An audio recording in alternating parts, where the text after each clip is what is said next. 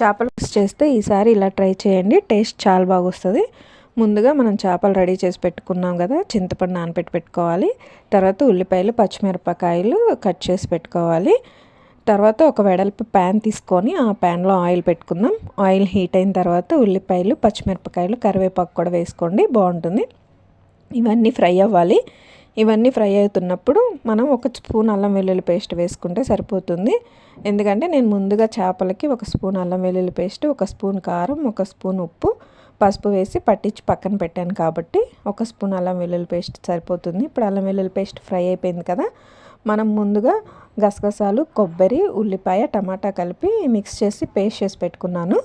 ఈ పేస్ట్ వేయటం వల్ల పులుసు చాలా టేస్ట్ వస్తుంది. ఈ పేస్ట్ అంతా వేసి చక్కగా పేస్ట్ బాగా ఫ్రై అవ్వాలి. ఇప్పుడు పేస్ట్ ఫ్రై అయిపోయింది కదా, ఇప్పుడు చింతపండు గుజ్జు నానబెట్టి పెట్టుకున్న చింతపండు గుజ్జు తీసి పోసుకోవాలి. దానిలో కొన్ని వాటర్ కూడా యాడ్ చేసుకోవాలి. ఇప్పుడు మనం కారం చూసుకొని అడ్జస్ట్ చేసుకోవచ్చు. ఒక స్పూన్ కారం వేసుకోండి. తర్వాత కొంచెం టేస్ట్కి సరిపడా ఉప్పు కూడా వేసుకోండి, పులుసులో సరిపోతుంది.